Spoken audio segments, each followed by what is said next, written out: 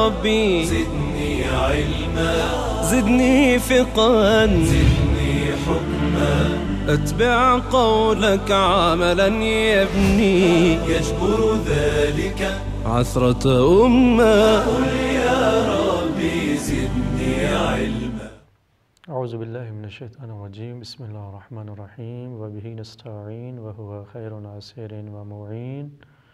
وصلی اللہ علی محمد وآل محمد. ناظرین کرام، اسلام کی فقہی تعلیمات کے ساتھ آپ کی خدمت میں حاضر ہیں اور آج شرکت اور مضاربہ کے احکام بیان کرنا ہے. شرکت کی دو قسمیں ہیں. شرکت کبھی قرارداد کی بنیاد پر ہوتی ہے، عقد کی بنیاد پر ہوتی ہے جسے شرکت عقدی کہا جاتا ہے، اور کبھی بغیر عقد کے ہوتی ہے، یعنی کوئی قرارداد کوئی معاملہ انجام نہیں پایا، خود بخود وہ کسی چیز میں شریک ہو گئے ہیں بغیر عقد کے. یہ کس طرح ہو سکتا ہے؟ یہ ایسے ہو سکتا ہے کہ دو بھائی ہیں، دو وارث ہیں. اگر وہ والد کا انتقال ہو جائے تو اس کا مال ان دونوں میں تقسیم ہوگا. وہ دونوں شریک ہیں اس مال میں جو میراث میں انہیں مل رہا ہے، لیکن ان کا یہ شریک ہونا کسی قرارداد کی بنیاد پر نہیں ہے. انہوں نے کوئی عقد نہیں کیا تھا ایک دوسرے کے ساتھ کہ ہم شریک ہوں گے، بلکہ ایک شرعی حکم کی بنیاد پر کسی خارجی چیز کی وجہ سے وہ دونوں شریک ہو گئے ہیں کسی چیز میں عقد کے بغیر. اس حوالے سے گفتگو نہیں ہوگی کیونکہ اس میں کوئی عقد وغیرہ نہیں ہو رہا کہ اس کے کوئی مخصوص احکام ہوں. بس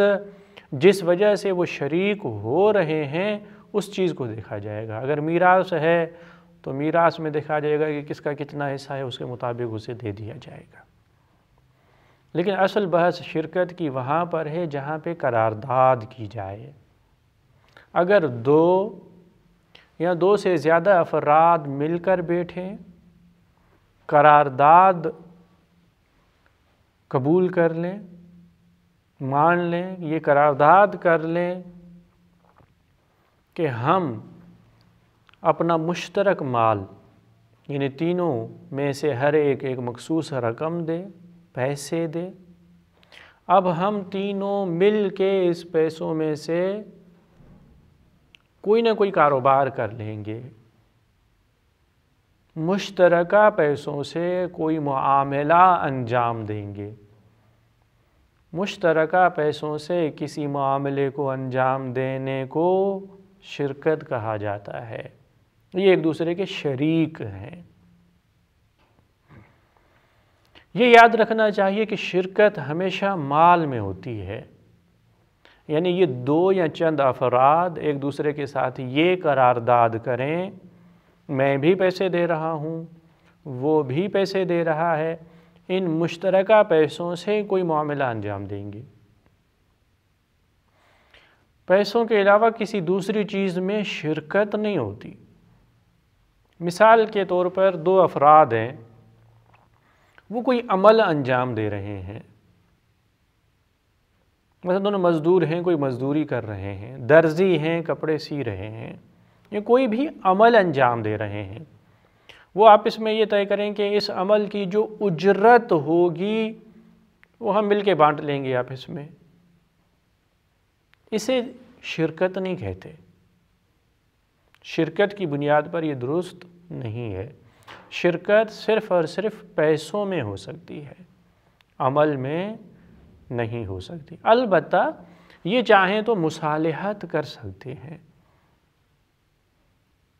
عقد صلح کی بنیاد پر، صلح و صفائی کی بنیاد پر جو چاہیں ایک دوسرے کے ساتھ جس چیز پر صلح کر لیں وہ ان کی اپنی مرضی ہے. وہ صلح کے احکام ہیں جو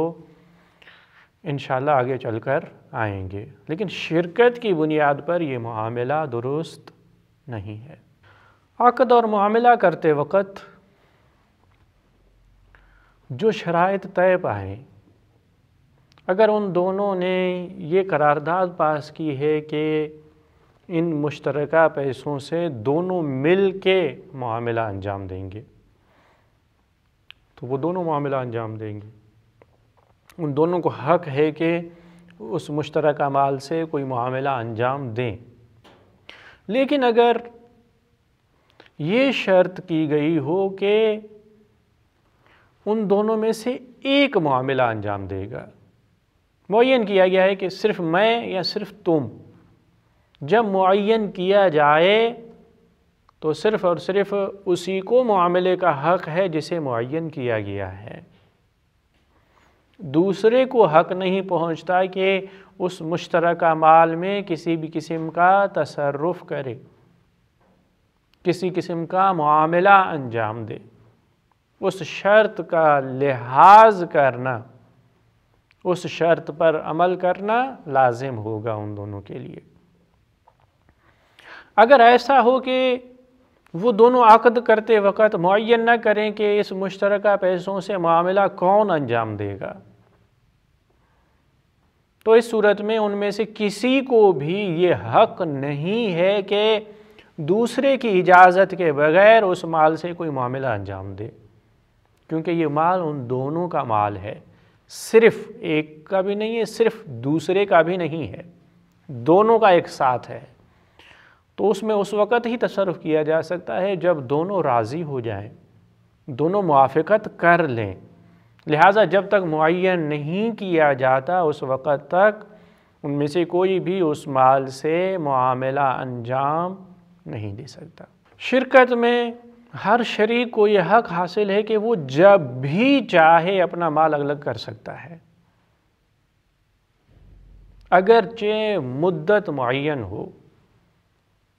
مطلب یہ کہ قرارداد کرتے وقت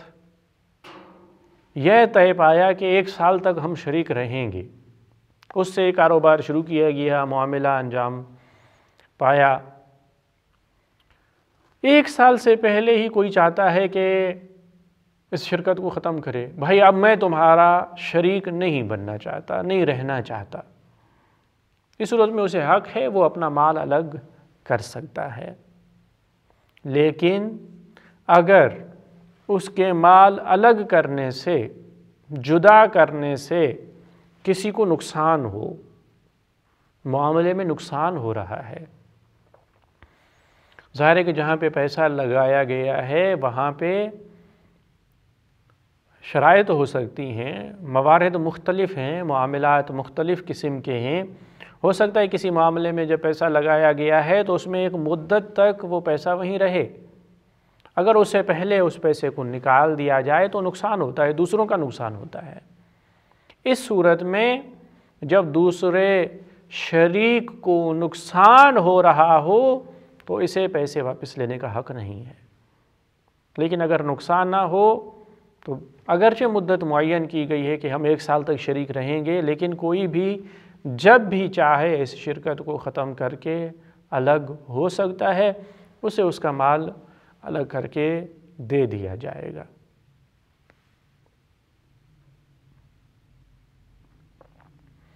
اگر شرکت کے معاملے کے بعد خدا نخواستہ کسی شریک کا انتقال ہو جائے یا کوئی بے ہوش ہو جائے یا کوئی پاگل بن جائے کسی حادثے کی وجہ سے یا اس کے اعمال کی وجہ سے، کاموں کی وجہ سے حاکم شرع نے اسے اپنے مال میں تصرف کرنے سے روک دیا، یعنی حاکم شرع نے کہا کہ تم اپنے مال میں تصرف نہیں کر سکتے، ان تمام صورتوں میں دوسرے شریک کو حق نہیں بنتا کہ وہ جا کے مال میں تصرف کرے، کیونکہ اس صورت میں اس کی رضایت شامل نہیں ہے۔ تو جب تک جا کے وہ راضی بنے یا اس کی طرف سے کوئی دوسرا جو حق رکھتا ہے وہ اجازت نہ دے، اس وقت تک دوسرا شریک بھی اس پیسے میں کوئی تصرف نہیں کر سکتا۔ اگر طے پایا معاملہ، شرکت کا قرارداد ہو گئی، اس کے بعد ایک شریک دوسرے کی اجازت کے بغیر کوئی چیز خریدتا ہے، اپنے لیے خرید رہا ہے، تو اس خریدی ہوئی چیز کا نفع اور نقصان اس کے لیے ہے، کیونکہ دوسرا شریک آگاہ نہیں ہے اس معاملے سے اور اس نے اجازت نہیں دی، تو اس نے اپنے لیے خریدا ہے، گویا کہ اپنے مال سے خریدی ہے، اب یہ جانے اور وہ چیز خسارہ ہوتا ہے فائدہ ہوتا ہے اس کے لیے ہے۔ لیکن اگر مشترکہ مال سے لے اور دوسرے کی اجازت بھی شامل ہو تو اس صورت میں دونوں شریک ہیں، اگر فائدہ ہوتا ہے تو دونوں کو فائدہ ہوگا، اگر نقصان ہوتا ہے تو دونوں کا نقصان ہوگا۔ شرکت کے اپنے فوائد بھی ہیں اور ساتھ میں تھوڑے بہت نقصانات بھی ہیں۔ ظاہر ہے کہ جب دو آدمی مل کے کوئی کام انجام دیں گے، ان کے پاس ہر ایک کا سرمایہ مختصر ہے، تھوڑا سا ہے، لیکن جب یہ دو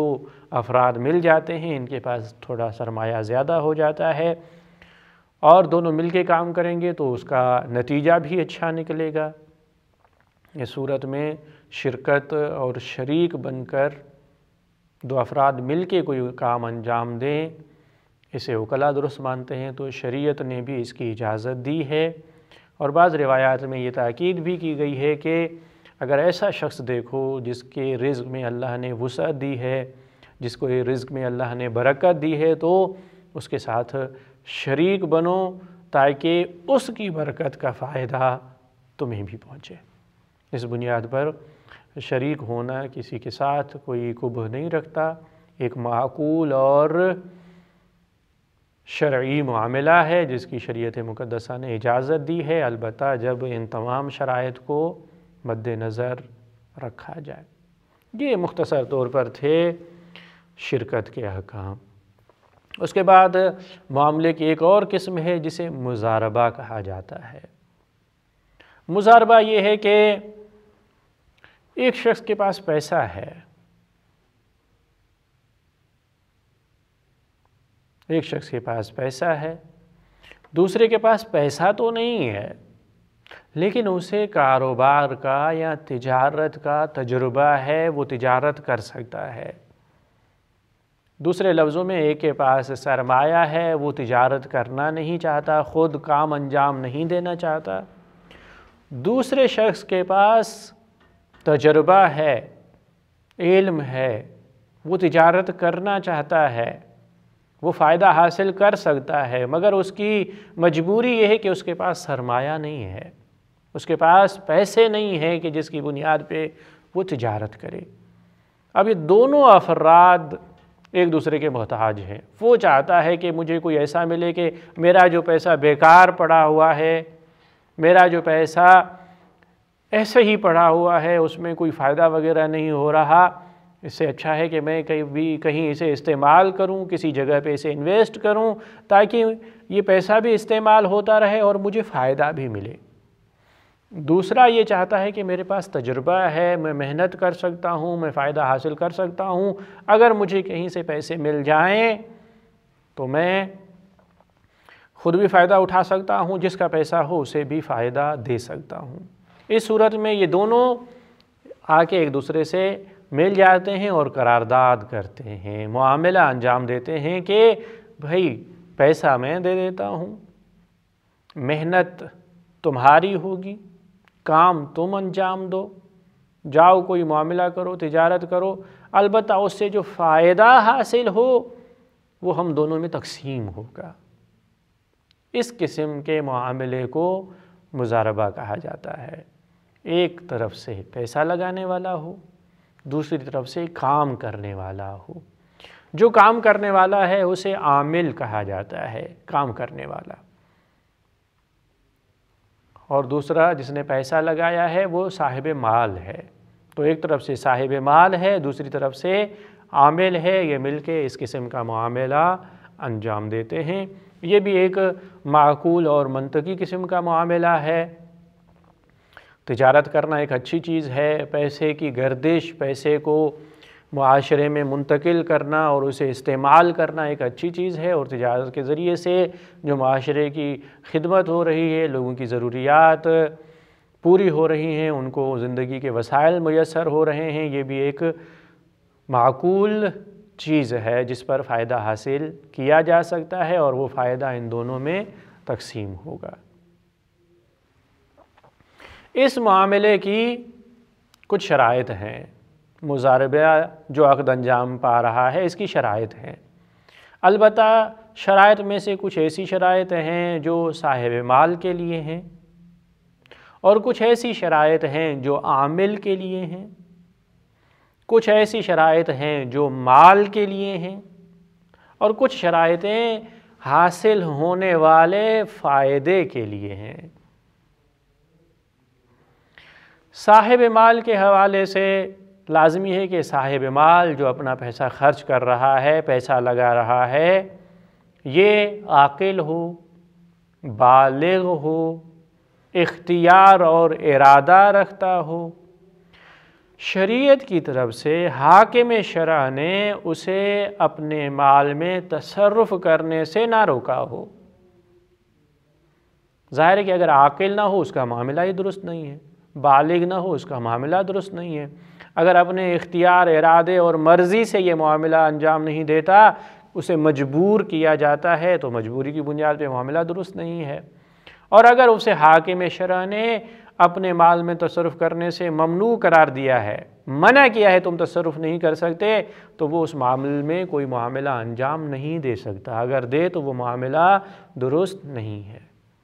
لہٰذا صاحب مال کے حوالے سے یہ شرائط ہیں۔ عامل کے اعتبار سے دیکھیں، جو کام کرے گا، جس کے پاس تجربہ ہے، جو اس پیسے کو استعمال کر کے اسے فائدہ نکالے گا، اس عامل کے لیے بھی کچھ شرائط ہیں۔ اسے عقل مند ہونا چاہیے، عاقل ہونا چاہیے،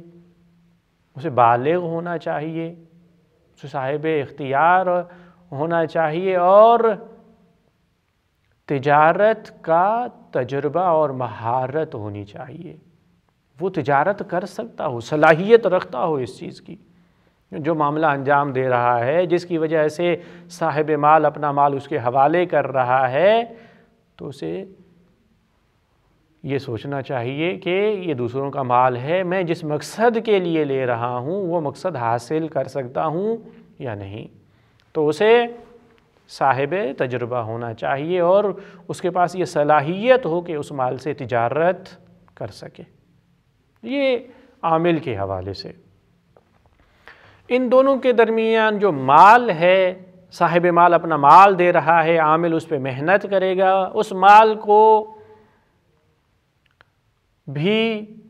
معین اور مشخص ہونا چاہیے۔ کتنا مال دیا جا رہا ہے، اس کی صفت کیا ہے،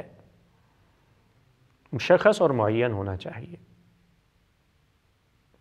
دوسرا یہ کہ وہ مال عین ہو، ابھی موجود ہو، نقد ہو۔ ایسا نہیں کہ کسی چیز کی منفعت ہو،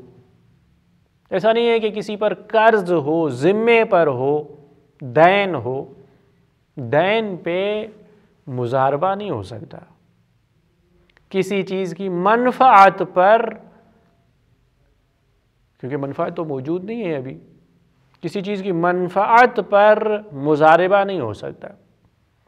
تو جس مال پہ معاملہ انجام دیا جا رہا ہے، عقد مضاربہ کیا جا رہا ہے، اس مال کو عین ہونا چاہیے۔ اور دوسرا یہ کہ عین بھی ایسی ہو کہ دینار درہم کی صورت میں ہو، یعنی ایسی چیز ہو جسے معاملہ کیا جا سکتا ہے، جو قیمت واقع ہو سکتی ہو۔ دینار ہو، درہم ہو، یا عام طور پہ آج کل جو سکے رائج ہیں، کرنسی ہے، پیسوں کی صورت میں ہو، ریال کی صورت میں، یورو یا ڈالر وغیرہ کی صورت میں، ان سے معاملہ طے پاتا ہے، قیمت یہ چیزیں بن سکتی ہیں۔ لہٰذا کسی چیز کو کسی کو دے کر اور یہ طلب کرنا کہ جاؤ اس پہ تجارت کرو، یہ مضاربہ نہیں ہے۔ مضاربہ سرمائے پر ہوتا ہے، پیسوں وغیرہ پہ ہوتا ہے، یہ اسے دیے جائیں تو اس پہ معاملہ انجام دیا جائے تو یہ مضاربہ ہے۔ جو سود حاصل ہوگا اس میں لازمی ہے کہ سود کو تقسیم کیا جائے، ایسا نہیں کہ صرف ایک کا ہی سود بنے، سود کو تقسیم ہونا چاہیے، اور تقسیم بھی صاحب مال اور عامل پر، کسی اجنبی شخص پر کسی غیر متعلق شخص پر یہ فائدہ تقسیم نہیں ہو سکتا، اسے نہیں دیا جا سکتا، مگر یہ کہ اس نے بھی کسی نہ کسی طریقے سے اس تجارت میں، اس معاملے میں کوئی کردار ادا کیا ہو، پھر اسے بھی دیا جا سکتا ہے، وہ بھی پھر سہیم بن جاتا ہے، شریک بن جاتا ہے، وہ بھی اس معاملے کا ایک جز بن جاتا ہے۔ سود کے لیے لازمی ہے کہ اسے معین کیا جائے، مشخص کیا جائے کہ کتنا سود کسے ملے گا، لیکن معین مشاعن کیا جائے، یعنی فیصد بتانا چاہیے، قیمت نہیں بتانی چاہیے کہ کتنے۔ ایسا نہیں کوئی بھائی میں تمہیں اس معاملے میں 50,000 دوں گا، بقیہ سب میرے ہیں، اس طرح نہیں، کیونکہ ہو سکتا ہے فائدہ زیادہ ہو سکتا ہے نقصان ہو، فائدہ کم ہو، تو اس صورت میں دوسرے کے لیے یہ معاملہ نقصان دہ ہوگا اور معین اور مشخص بھی نہیں ہے۔ تو لہٰذا لازمی ہے کہ منفعت کو اور حاصل ہونے والے فائدے کو معین کیا جائے کہ اسے کس طرح تقسیم کیا جائے گا۔ فیصد کو معین کرنا چاہیے کہ 40% میرے، 60% تمہارا، اس طرح معین کرنا، تاکہ جتنا بھی فائدہ ہو اس کے مطابق ان کو اپنا اپنا حصہ مل جائے۔ معین قیمت کے طور پر نہیں کیا جا سکتا، کیونکہ اس میں خطرے کا اور ضرر وغیرہ کا اندیشہ رہتا ہے۔ یہ مال کے حوالے سے اور فائدے کے حوالے سے شرائط تھی مضاربے کے لیے۔ اس کے کچھ احکام، ہر ایک کو اختیار ہے کہ وہ چاہے تو اپنے مال سے خود تجارت کرے، معاملہ انجام دے، وہ اپنے مال میں ہر قسم کے تصرف کا حق رکھتا ہے، مگر یہ کہ ایسے قسم کا تصرف جو شریعت نے منع کیا ہے تو وہ انجام نہیں دے سکتا، وگرنہ ہر کوئی اپنے مال پر قدرت تصرف رکھتا ہے، وہ مختار ہے،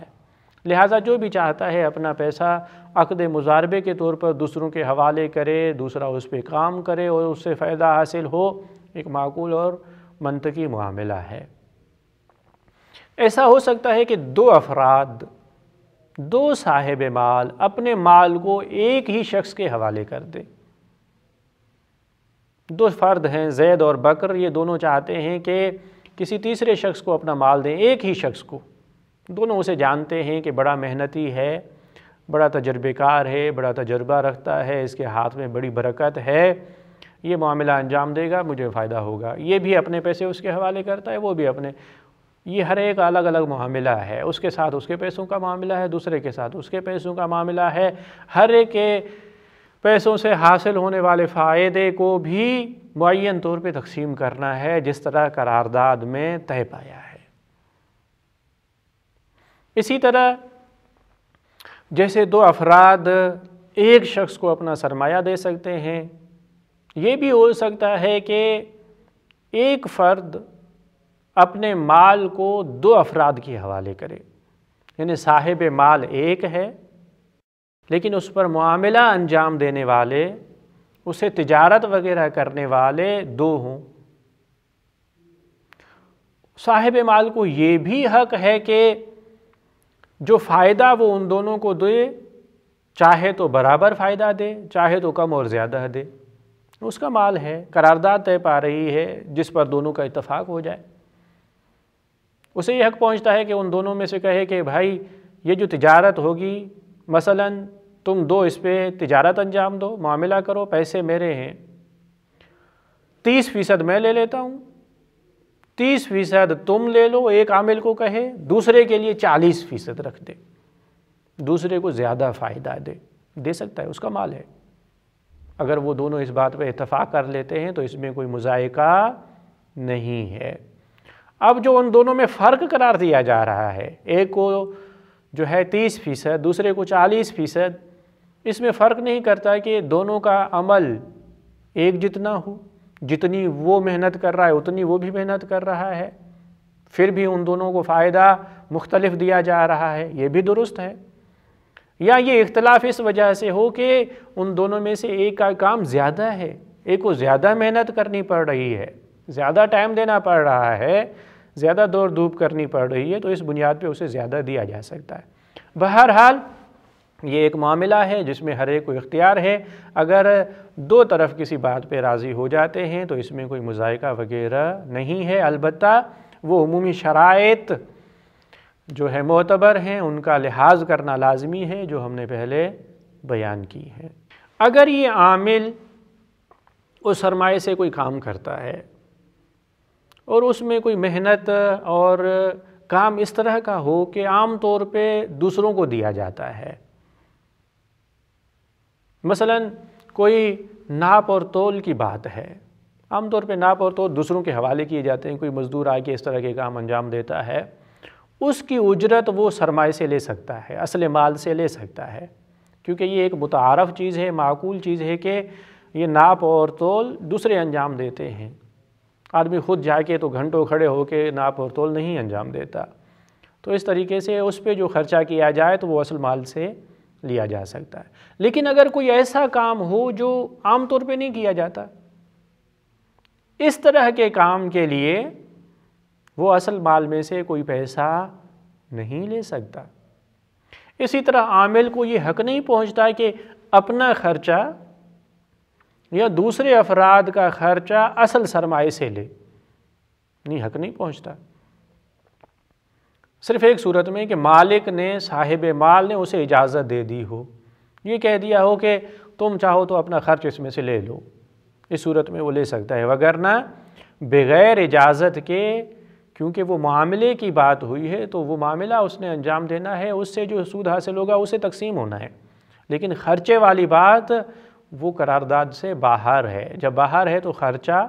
اپنا یا دوسروں کا اس سے نہیں لے سکتا۔ اسی طرح وہ اس اصل سرمایے میں سے کوئی تحفہ وغیرہ بھی خرید نہیں سکتا، کسی کے لیے کوئی ہدیہ وغیرہ خرید نہیں سکتا، کوئی ذاتی خرچ نہیں کر سکتا اس میں سے، البتہ جہاں پہ خود تجارت کی مصلحت یہ ہو کہ کوئی ہدیہ دیا جائے، کہ اس طرح جو ہے مارکیٹ بنانے کے لیے یا اس طرح کے کام عام طور پہ کرنے پڑتے ہیں، وہاں خرچ کیا جائے تو اس میں کوئی مذائقہ نہیں ہے، اور اس طرح کا خرچہ وہ اصل مال میں سے لے سکتا ہے۔ اگر قرارداد کو مطلق رکھا جائے، یعنی کسی قسم کی کوئی شرط نہیں لگائی گئی کہ یہ معاملہ تم نے کس طرح انجام دینا ہے، کس شخص سے انجام دینا ہے، یہ چیزیں اگر معین نہ کی جائیں تو عامل کی مرضی ہے کہ وہ اپنی مرضی کے مطابق جس چیز میں وہ فائدہ دیکھے، جس چیز کو اچھا سمجھے، اسی طرح جا کے معاملہ کر لے، اور اس میں سے پھر جو فائدہ نفع نقصان ہوتا ہے اس میں دونوں شریک ہوں گے، اور اسے یہ حق نہیں پہنچتا کہ وہ جا کے ادھار والا معاملہ انجام دے، کسی ایسی چیز پہ پیسہ خرچ کرے جس میں ابھی نقد کچھ نہیں مل رہا، ادھار، یہ صحیح نہیں ہے، مگر یہ کہ عام طور پہ معاشرے میں مرسوم ہی یہی ہو کہ بھئی اس طرح کے کاروبار میں، اس طرح کے معاملے میں عام طور پہ ادھار دی جاتی ہے۔ جب مرسوم یہی ہو، رائج یہی ہو، تو کیونکہ معاملہ کرنے والے بھی وہیں کے رہنے والے ہیں، وہاں کے آداب، رسومات وغیرہ کو بہتر جانتے ہیں، تو معاملے سے مراد ان کی وہی ہے جو وہاں پہ ہوتا ہے، اور اس معاملے میں عام طور پہ ادھار دی جاتی ہے، تو وہاں پہ ادھار دینے میں کوئی حرج نہیں ہے۔ یہ ہے جب معاملہ مطلق رکھا جائے۔ لیکن اگر معاملے میں کوئی شرط رکھی جاتی ہے کہ تجارت تو تم نے کرنی ہے، فلاں چیز کی کرنی ہے، اس چیز کی کرنی ہے، تو وہ مشخص اور معین ہوگی، اس طرح کرنی ہے تو وہ مشخص اور معین ہوگی، اور اس شرط پہ عمل کرنا لازمی ہوگا۔ اگر عامل نے اس شرط پر عمل نہیں کیا اور پھر جا کے نقصان ہو گیا، جو فائدہ ملنا تھا اتنا نہیں ملا، بلکہ فائدہ ہی نہیں ہوا، یا یہ کہ اصل سرمائے میں بھی نقصان ہو گیا، تو اس صورت میں وہ ضامن ہے، اسے یہ نقصان پورا کرنا پڑے گا، کیونکہ شرط رکھی گئی تھی۔ اگر اس نے اس شرط کی خلاف ورزی کی ہے تو یہ ضامن ہے۔ اب مسئلہ یہ رہتا ہے کہ اگر کوئی چیز عامل کے ہاتھ میں ہو، اصل سرمایہ ہے، اس میں نقصان ہو جائے یا فائدہ حاصل نہ ہو، یا جتنا ہونا چاہیے، جتنے کی توقع ہو وہ نہ ہو، تو کیا عامل ضامن ہے یا نہیں ہے۔ اگر اصل سرمایے میں کوئی خسارہ ہو جاتا ہے یا فائدہ وغیرہ حاصل نہیں ہوتا تو کیا وہ ضامن ہے یا نہیں ہے۔ یہاں پہ یہ دیکھا جائے گا کہ کیا اس نے کوتاہی کی ہے، کیا اس کی غلطی سے یہ ہوا ہے۔ اگر اس کی کوتاہی ہو، اس کی غلطی ہو تو وہ ضامن ہے، چاہے اصل مال میں خسارہ ہو یا فائدے میں۔ لیکن اگر اس نے کوئی کوتاہی نہیں کی، کوئی غلطی نہیں کی، اب بازار ہے، بازار میں تو اونچ نیچ ہوتی رہتی ہے، فائدہ نفع نقصان دونوں ہوتے رہتے ہیں، تو اس صورت میں وہ ضامن نہیں ہے، مگر یہ کہ پہلے سے شرط لگائی جائے۔ صاحب مال نے شروع میں ہی شرط کر دی تھی کہ خسارہ ہوا تو تمہاری گردن پر ہے، یا اگر خسارہ ہوا تو اتنے فیصد تم نے دینا ہے، اس صورت میں عامل بھی ضامن ہوگا۔ یہ مختصر طور پر مضاربے کے احکام ہیں۔ ہمیں چاہیے کہ ہم ان احکام پر دقت کریں اور شریعت مقدسہ کے بتائے ہوئے احکام کی پابندی کریں۔ والسلام علیکم ورحمۃ اللہ وبرکاتہ۔